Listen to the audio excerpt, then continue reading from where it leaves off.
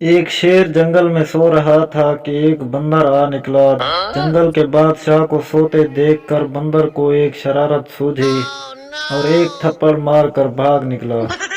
شیر کی آنکھ کھل گئی اور اس کے پیچھے بھاگا۔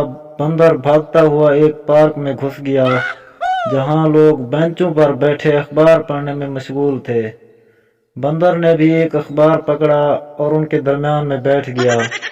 اتنے میں شیر ہانپتا ہوا وہاں پہنچا اور بندر کے پاس کھڑے ہو کر کہا، تم نے یہاں کوئی بندر دیکھا ہے؟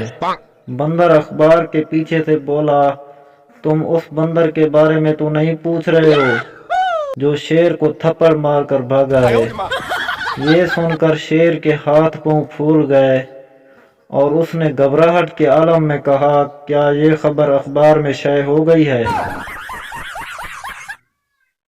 باپ، میرے 4 بچے ہیں، ایک نے MBA کیا ہوا ہے، دوسرے نے MA کیا ہوا ہے، تیسرے نے PhD کیا ہوا ہے اور چوتھا چور ہے۔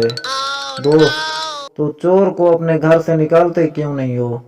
باپ، وہی تو کماتا ہے، باقی سب بے روزگار ہیں۔ ایک شاعر کو ہر بات میں یہ کہنے کی عادت تھی، نمونہ پیش کیا ہے۔ ایک روز وہ بازار میں جا رہے تھے، کسی صاحب سے ٹکرا گئے۔ وہ صاحب جل کر بولے، یہ کیا بدتمیزی ہے؟ انہوں نے فوراً کہا، نمونہ پیش کیا ہے۔ ایک میراثی کا کھوتا گم ہو گیا، وہ ڈھونڈ ڈھونڈ کر تھک گیا، آخرکار ایک درخت کے نیچے آ کر بیٹھ گیا۔ اس درخت کے نیچے ایک لڑکا اور لڑکی بھی بیٹھے تھے۔ لڑکا بولا، صنم، تیری آنکھوں میں مجھے سارا جہان نظر آتا ہے۔ میراثی نے کہا، ویکھیں یار، میرا کھوتا کتے ہے؟ ایک صاحب کو اتفاق سے کچھ زیورات کہیں پڑے مل گئے۔ انہوں نے اپنے مکان کی دیوار سے ایک اینٹ نکال کر وہاں چھپا دیے اور اس اینٹ پر لکھ دیا کہ اس اینٹ کے پیچھے زیورات نہیں ہیں۔ اتفاق سے ایک پڑوسی کی اس پر نظر پڑ گئی۔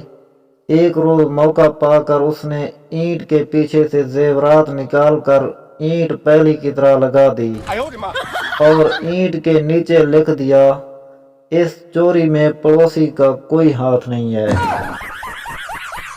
اگر ہماری ویڈیو پسند آئی ہو تو ویڈیو کو لائک کریں اور چینل کو سبسکرائب کریں۔